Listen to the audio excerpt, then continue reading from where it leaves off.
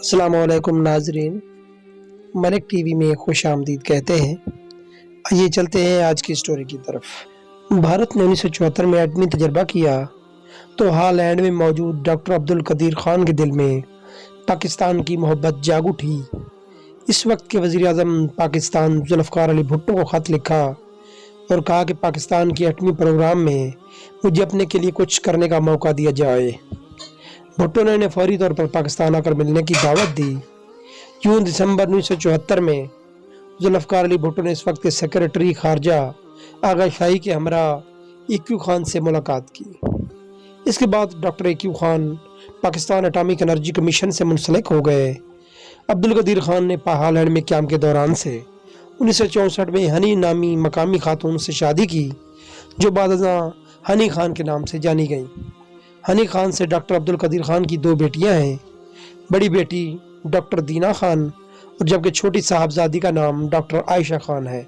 Doctor Abdul Qadeer Khan social welfare کے کاموں کے لیے بھی جانے جاتے تھے اور متعدد غیر سرکاری تنظیموں اور سوشل ویلفیئر کے کاموں میں پیش ہوتے۔ وہ صحافیوں اور لکھاریوں سے میل جول ملاقاتوں سے کبھی نہیں کتراتے۔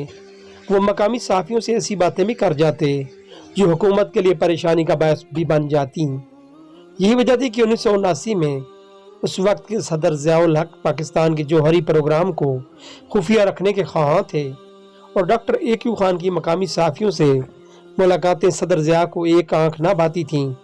انڈیا کے نامور صحافی کلدیپ نیار ڈاکٹر عبدالقدیر خان کے ساتھ ہونے والی ملاقات کا احوال لکھتے ہوئے بتاتے ہیں کہ 1979 میں ڈاکٹر عبدالقدیر خان نے مقامی صحافیوں سے ملاقات میں یہ بیان دیا تھا کہ امریکہ کو علم ہے کہ پاکستان کا جوہری پروگرام کتنا کامیاب ہے۔ ان کے اس بیان پر سابق صدر ضیاء الحق نے انہیں ملاقات کے لیے بلایا اور سخت لہجے استعمال کرتے ہوئے انہیں یہ بیان واپس لینے کی ہدایت کی، جس کے بعد ڈاکٹر ایکیو خان نے ان صحافیوں سے رابطہ کر کے بیان پر وضاحت جاری کی۔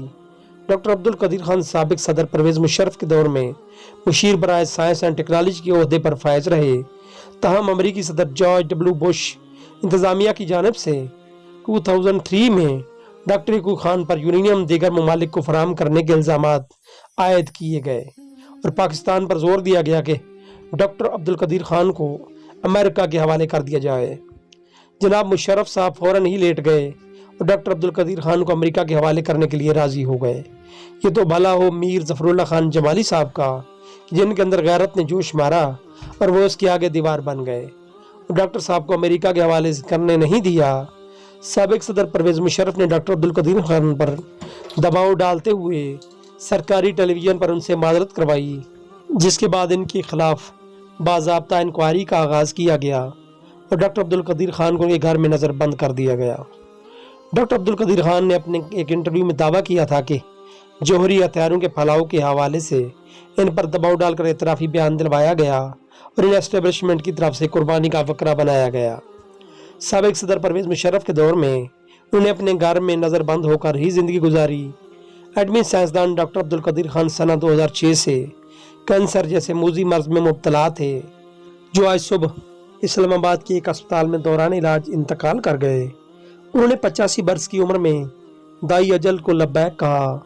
خاندانی ذرائع کے مطابق ڈاکٹر عبدالقدیر خان کی نماز جنازہ فیصل مسجد میں ادا کی گئی اور انہیں سیکٹر H8 کے ایک قبرستان میں سپرد خاک کر دیا گیا۔